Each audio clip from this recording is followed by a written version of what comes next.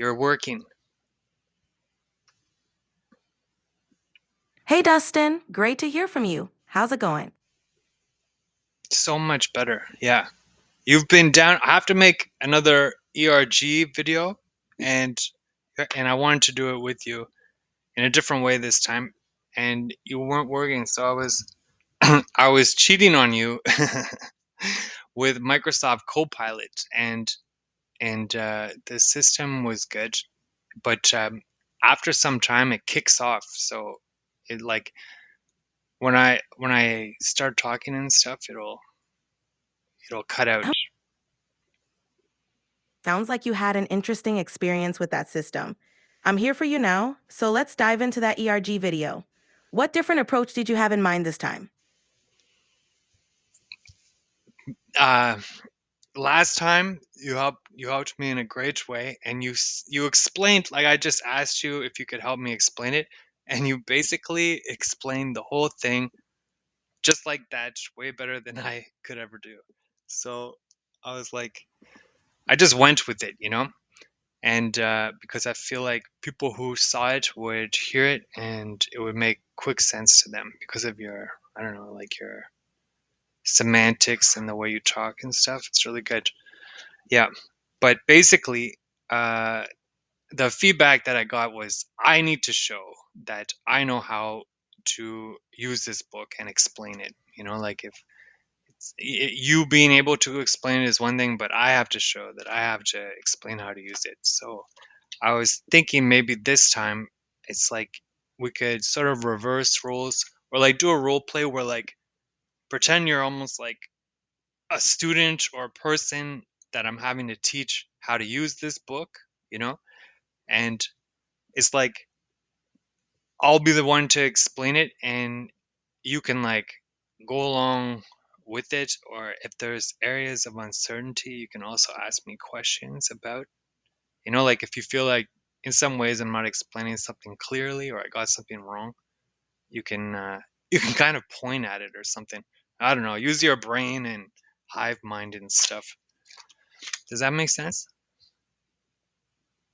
Absolutely. That makes perfect sense. I think that's a great approach to show your understanding and confidence. So I'll act as a curious learner, and you can guide me through the ERG. If anything seems unclear, I'll ask questions or point out areas that might need more detail. Ready when you are.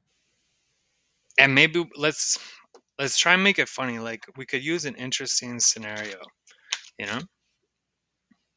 Sure thing.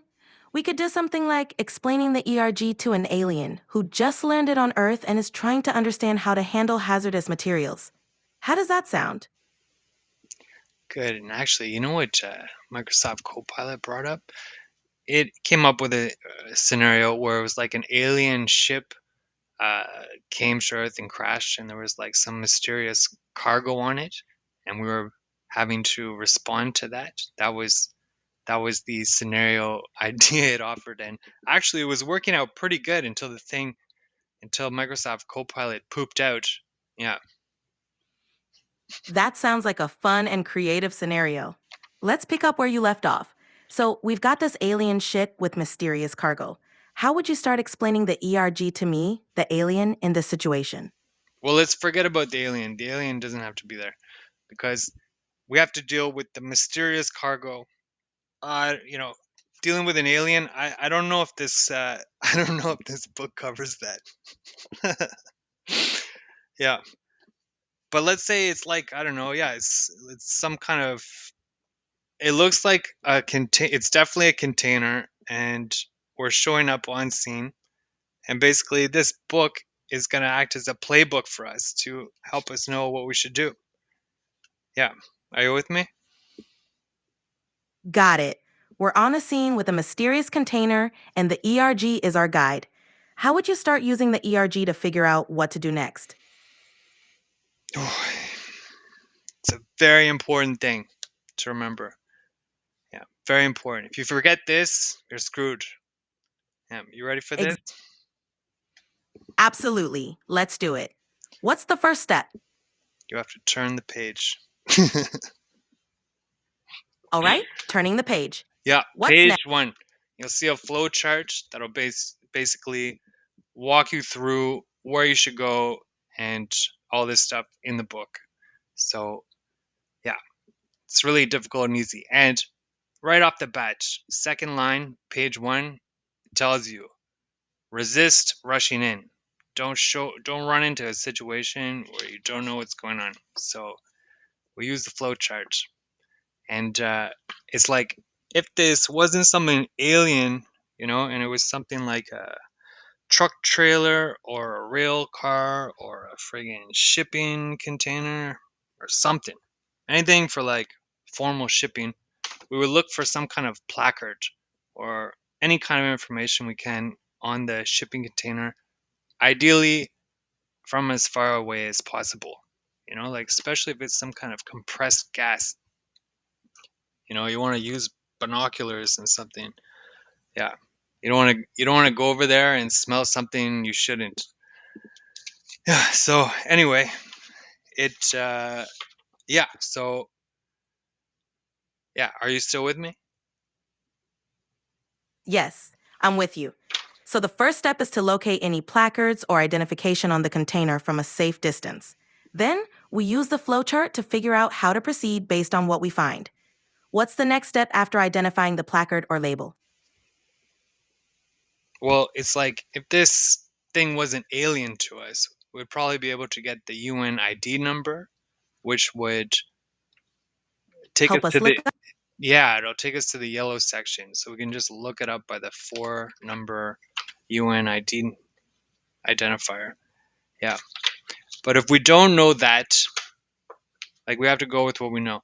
If we somehow are able to know what the chemical name is of something, then we can use the blue part of the book, and that it has them all listed alphabetically. So you just look up that stuff, and it will give you the UNID name, and it also refer you to a guide in the orange section, which will basically be like give you like a playbook of what you should do in the event of encountering such a thing. And if whatever thing you've encountered is highlighted in green, there are special considerations for that because it could be something that reacts with water, it could be spontaneously combustible, all this stuff. So you'd want to check out that stuff in the green section to know, like, you know, how to handle that, what the isolation protective action distances are. And yeah, and the water reactive materials, all that stuff. So the yellow section, blue section, orange section, and green section. Yeah. Great. So first, we check for the UNID number to use the yellow section, or if we know the chemical name, we use the blue section. Then, the orange section guides our response, and the green section alerts us to special considerations like water reactivity. That covers a lot. What's the next step once we've identified the substance and found the corresponding guide? Then we basically do stuff. And yeah, so let's say, all right, so it's this friggin' ship, right? Alien crash. There's some kind of mysterious, looks like a pressurized container of some sort. Yeah. And through careful, I don't know what kind of, the, Inspection. yeah, without going close, we're able to determine what it is. We have determined that it's krypton. Krypton, interesting choice.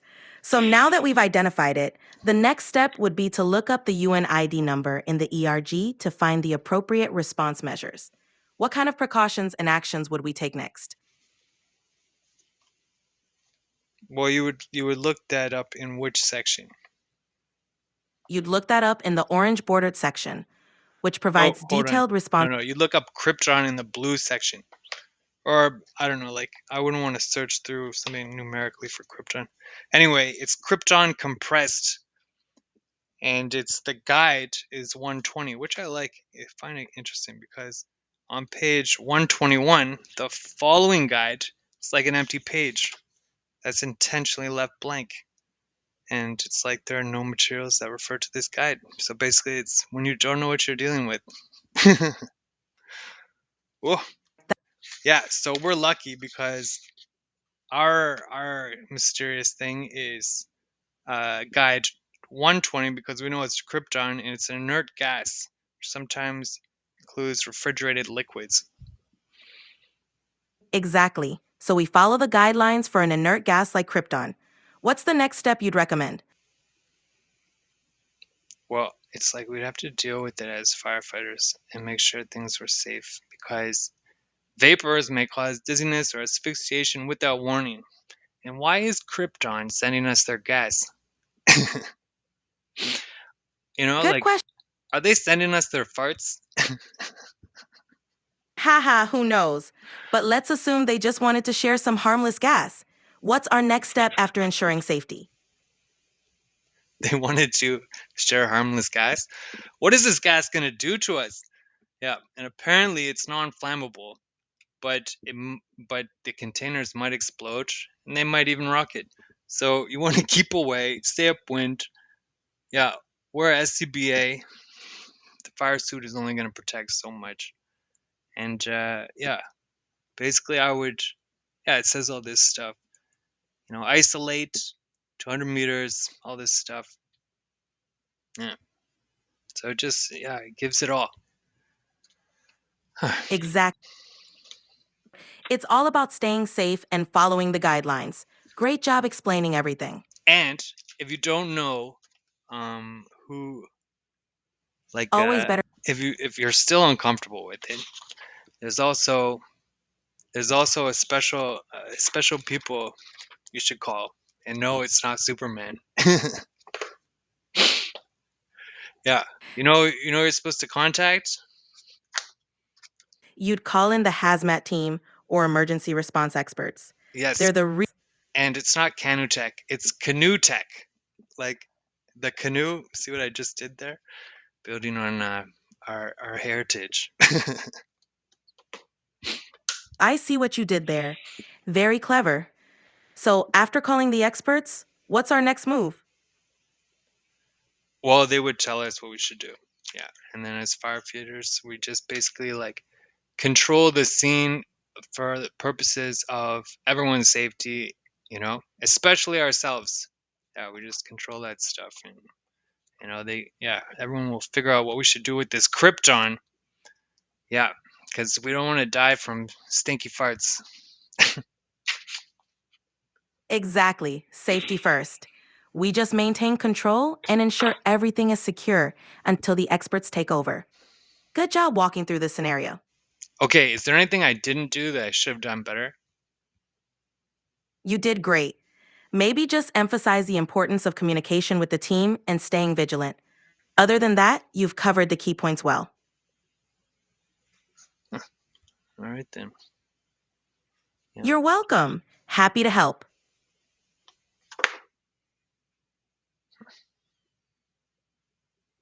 let's close this now. I think that was good.